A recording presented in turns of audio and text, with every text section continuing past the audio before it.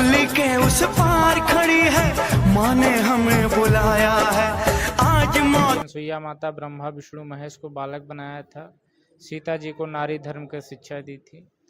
माता जी के बाद में इतने ये पहुँच के हो गए कि बिन पग चलें सुने बिन काना।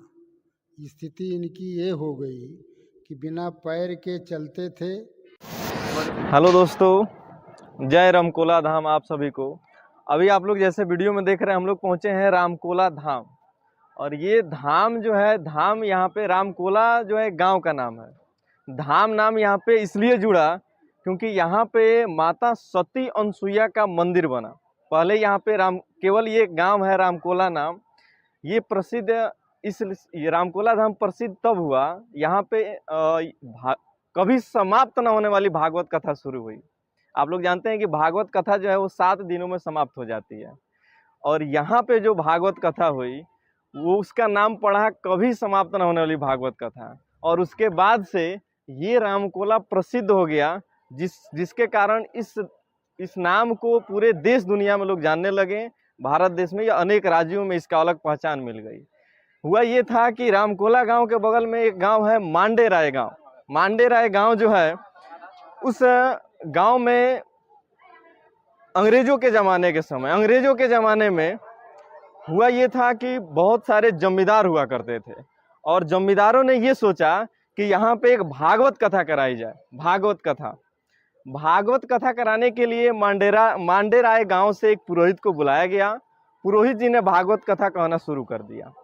भागवत कथा उन्होंने पहले दिन स्टार्ट किया।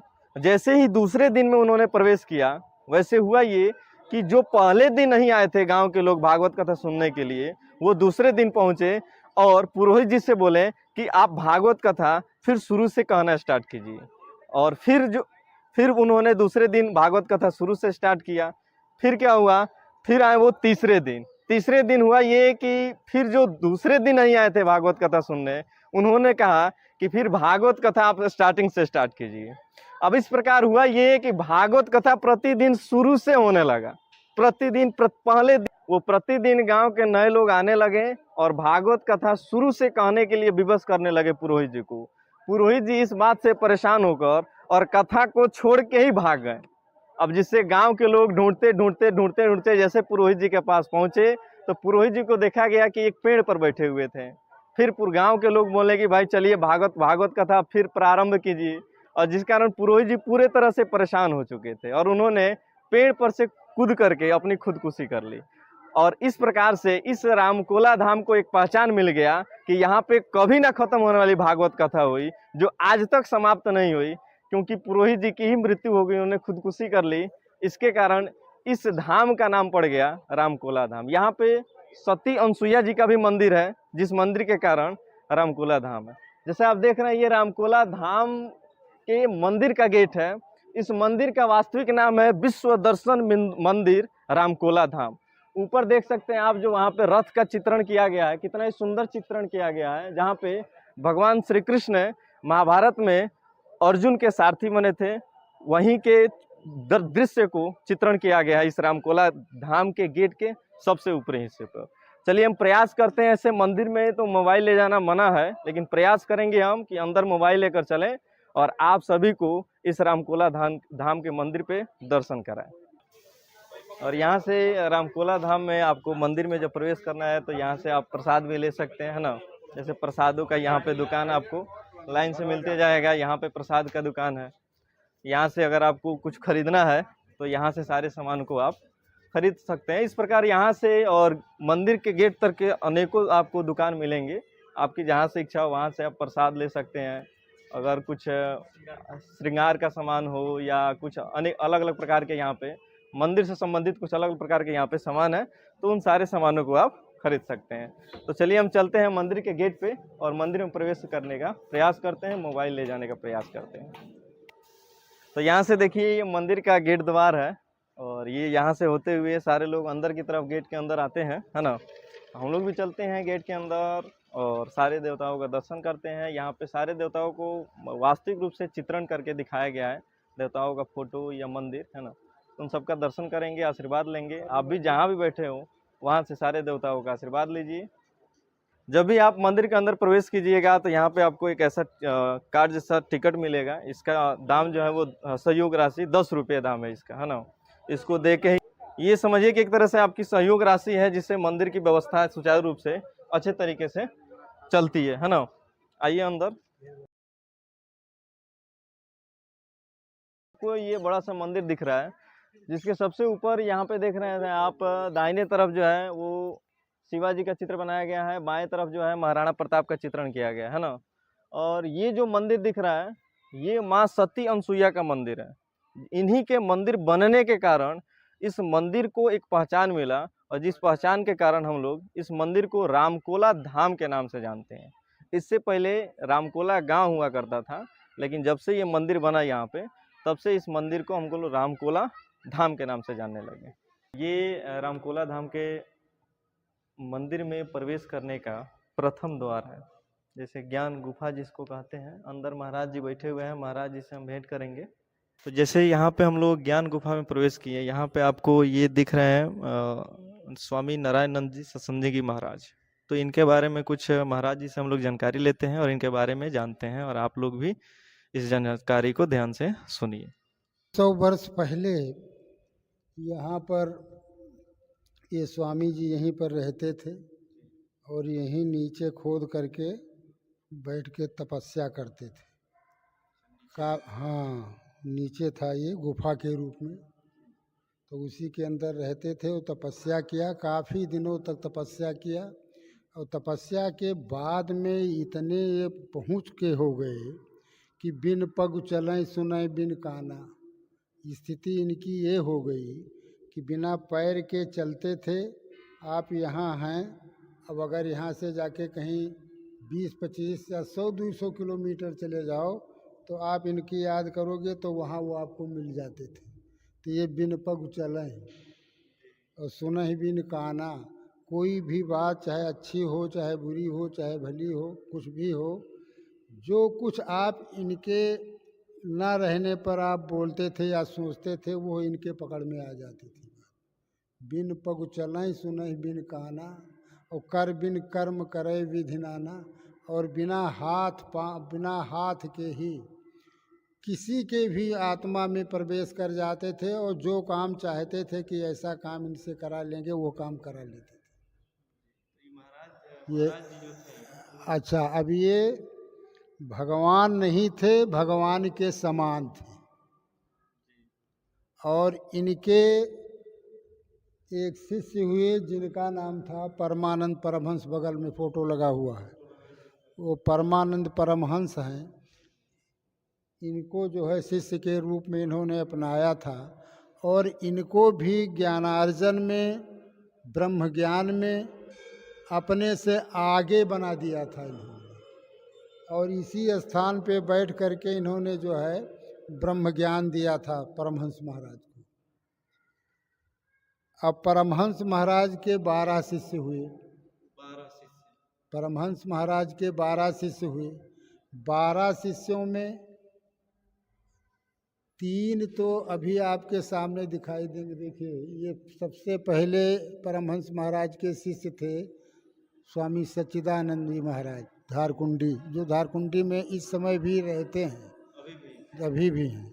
दूसरे हैं स्वामी भगवानानंद, दूसरे स्वामी भगवानानंद जी महाराज हैं, जिन्होंने इनकी अंतर प्रेरणा से इस आश्रम का निर्माण कराया है। ये भगवानंद जी महाराज जी, इन्हीं के द्वारा हाँ, जो कुछ आप देख रहे हैं इनकी अंतर प्रेरणा से इन्होंने ये जो है बनवाया है।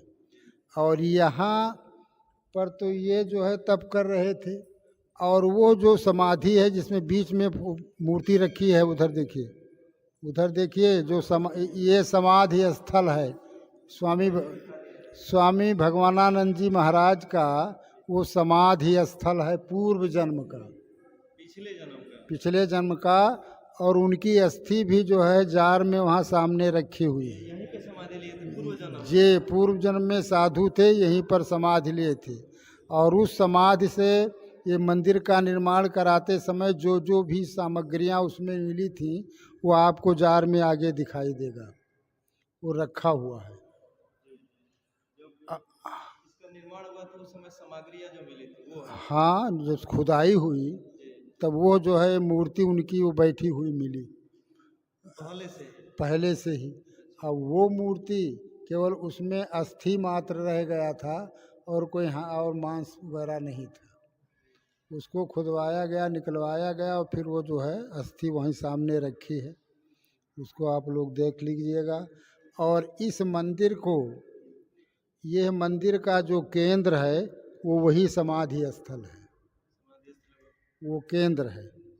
उसी को केंद्र बना करके इस मंदिर का शिवलिंगाकार मंदिर का निर्माण कराया गया है। अब इसमें पहले में यहाँ के प्रधान देवता स्वामी नारायणानंद जी लंगड़ा बाबा हैं, और दूसरे में देवियों का स्थान है।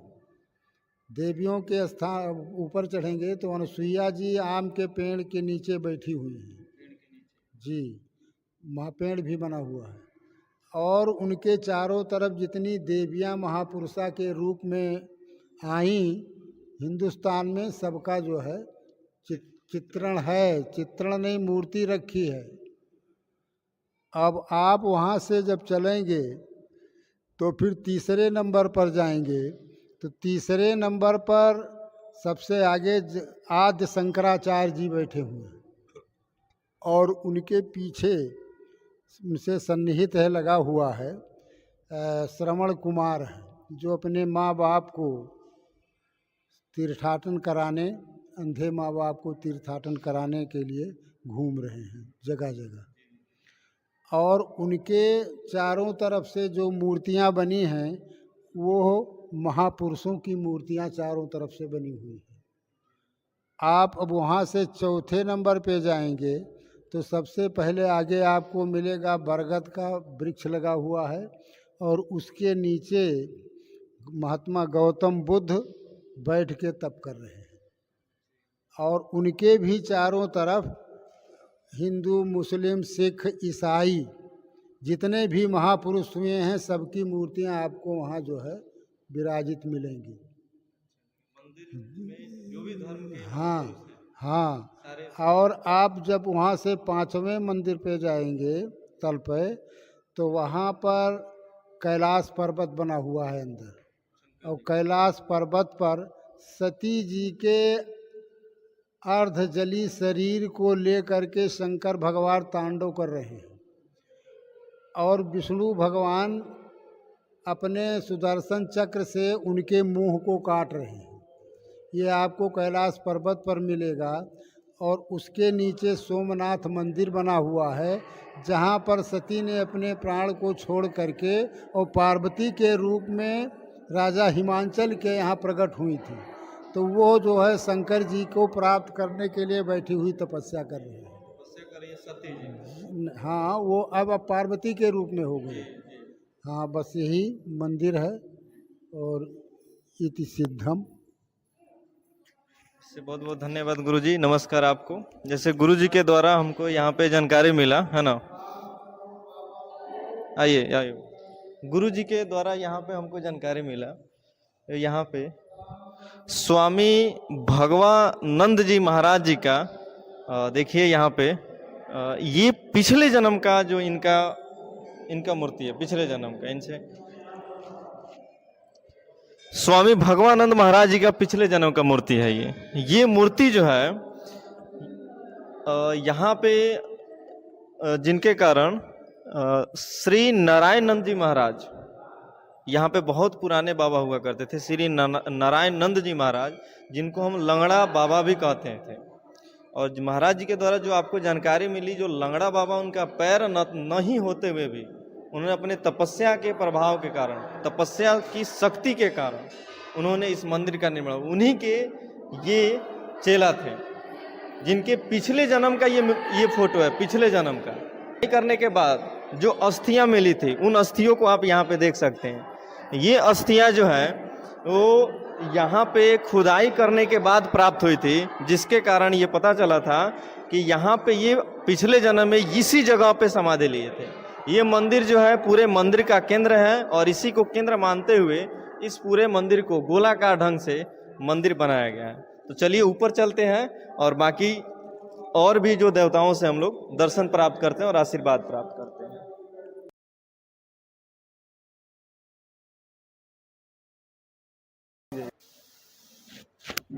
तो यहाँ पे आप जैसे देख रहे हैं कि वीडियो में हम जो रामकोला धाम के मंदिर है, यहाँ पे पुजारी जी के पास पहुँचे हैं और इस जगह के बारे में जैसा कि आप लेते हैं और फिर हम लोग आगे बढ़ेंगे।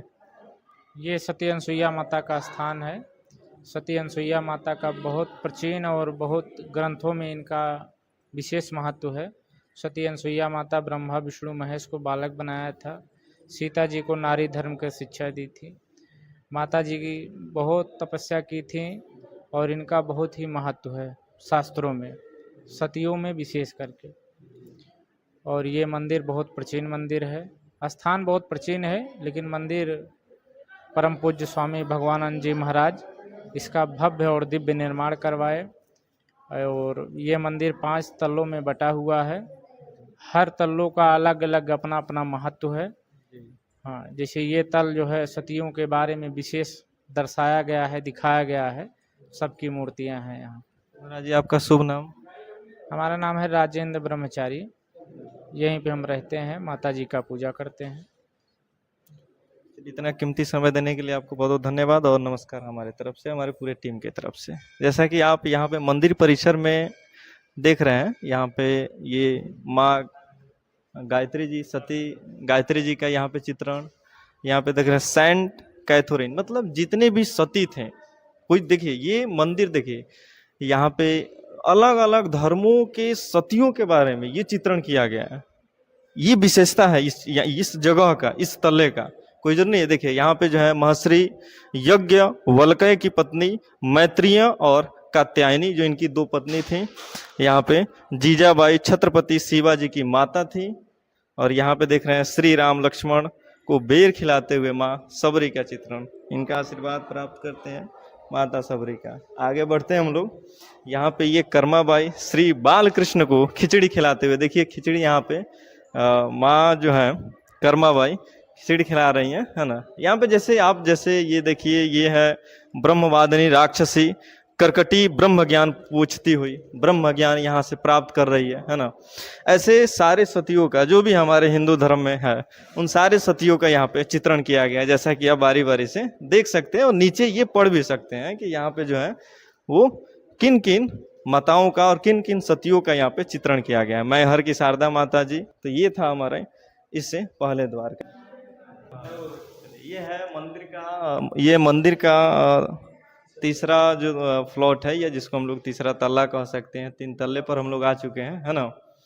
और यहाँ भी पहले महाराज जी से हम लोग को परमिशन लेना पड़ेगा और उसके बाद हम लोग आगे बढ़ेंगे। और यहाँ पे जो भी मंदिर है, जो महापुरुष हैं, उनके चित्रण को दिखाएंगे।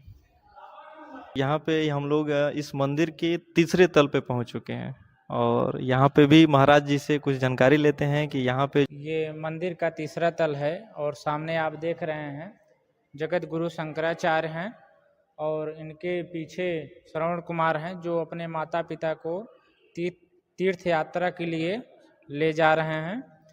और उनके माता पिता अंधे हैं, पालकी में बैठा करके वो पूरे भारत का तीर्थ यात्रा करा रहे हैं। ये आप सब देख रहे हैं ब्रह्मा जी के मानस पुत्र हैं। ब्रह्मा जी के 4 मानस पुत्र थे, सनत सनंदन, सनत कुमार और तमाम ऋषि मुनि हैं। रामकृष्ण परमहंस जी हैं जो स्वामी विवेकानंद जी के गुरु थे। शिरडी के साईं बाबा हैं। ये मंदिर के 5वें तल्ले पे हम आप चल रहे हैं। मंदिर के 5वां तल्ला सबसे ऊपरी तल है। ये ऊपर आप जो देख रहे हैं ये सती जी हैं, भगवान शंकर की पत्नी हैं, राजा दक्ष की पुत्री हैं। राजा दक्ष एक बहुत बड़ा यज्ञ किए थे। यज्ञ में शंकर जी को निमंत्रण नहीं दिए थे। सती जी उनकी पुत्री थी तो बगैर बुलाए गई थी। तो वहाँ पे उन्होंने उनके द्वारा और उनके परिजनों द्वारा बहुत व्यंग बाण वाणी का प्रयोग किया गया। वो सहन न कर सकें, इसकी वजह से उन्होंने अपने शरीर को हवन कुंड में ही त्याग दिया। तो यह बात शंकर भगवान को पता चला, तो शंकर भगवान जा करके उनके मृत शरीर को लेकर के पूरे रुद्र रूप लेकर के तांडव लीला करने लगे। वही यह दृश्य दिखाया गया है, आप लोग जो देख रहे हैं। भगवान विष्णु जी सती जी के अंगों को अपने सुदर्शन चक्र से 51 भागों में बांटे। फिर वही जा कर के भारत में जो शक्तिपीठ है, वही शक्तिपीठ के नाम से जाना लगा। 12 ज्योतिर्लिंग की स्थापना है, जो जिस आकार में जहाँ पर है वो उसी आकार का है। आइए